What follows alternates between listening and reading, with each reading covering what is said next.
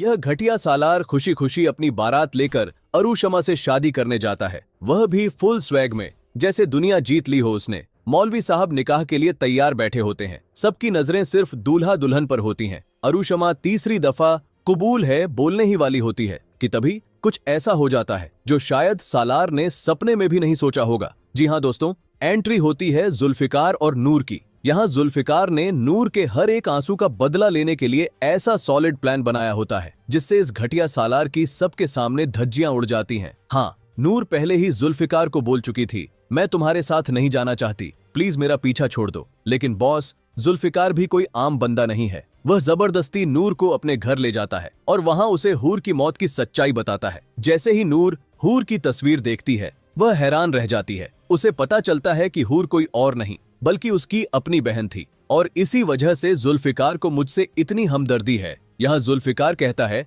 मैं सालार को इतनी आसानी से नहीं छोड़ूंगा, वह दूसरी शादी करे या तीसरी, मुझे फर्क नहीं पड़ता। वैसे भी वह तुम्हें डिजर्व ही नहीं करता, लेकिन तुम्हारे हर एक आंसू का हिसाब देना पड़ेगा उसे। नूर घबरा कर बोलती है, वह बहुत शातिर है, इतनी आसानी से तुम्हारे जाल में नहीं फंसेगा। जुल्फिकार हल्का सा मुस्कुराकर कहता है, अगर वह शातिर है तो मैं भी कोई बच्चा नहीं हूँ। मेरे पास एक जबरदस्त प्लान है, पर उसमें मुझे तुम्हारी मदद चाहिए होगी। थोड़ी देर के लिए नूर सोचती है, फिर वह जुल्फिकार का साथ देने के लिए तैयार हो जाती है और फिर गेम शुरू होता है। इधर सालार नूर के पास आता है और बोलता है, सच में कमाल की एक्टिंग की है तुमने। मॉम को जरा सा भी शक नहीं हुआ कि तुम्हें टॉर्चर करते हुए ये सब मैं करवा रहा हूँ, वो भी अपनी मर्जी से। मैं तुम जैसी लड़की को पहले दिन से पसंद ही नहीं करता, मैंने कभी तुम्हें अपनी बीवी माना ही नहीं। वह आगे बोलता है, मैंने तुम्हारा यूज करके मॉम के सामने खुद को इनोसेंट प्रूव किया और फिर अब अरुशमा से धूमधाम से शादी करूंगा। लेकिन बेचारा यह नहीं जानता होता कि नूर जुल्फिकार के कहने पर सालार की हर बकवास बात अपने फोन में सीक्रेटली रिकॉर्ड कर रही होती है।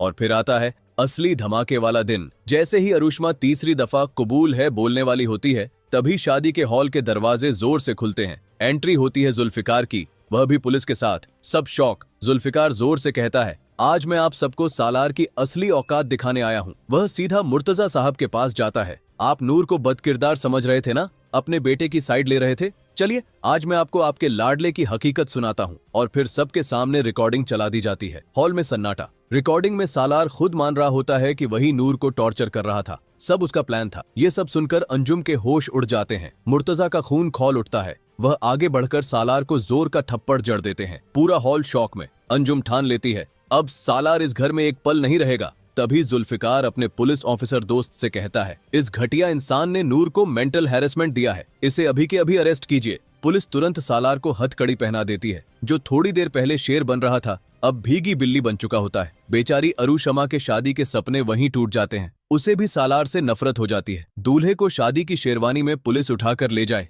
इससे बड़ी बेइज्जती क्या होगी भाई। अब सवाल ये है दोस्तों, क्या अंजुम सच सामने आने के बाद नूर से माफी मांगेगी? क्या वह उसे घर में रोक पाएगी या फिर खुद खुशी खुशी उसका हाथ जुल्फिकार के हाथ में दे देगी? और सबसे बड़ा सवाल, क्या सालार जेल की चक्की पीसने के बाद सुधर जाएगा या फिर बदला लेने के लिए और भी खतरनाक बनकर लौटेगा? अगर आप भी चाहते हो कि इस घटिया सालार को उसके किए की सजा मिले तो कमेंट करो। इस सालार को सीधा जेल होनी चाहिए। और वीडियो को लाइक करना और चैनल को सब्सक्राइब करना ना भूलना।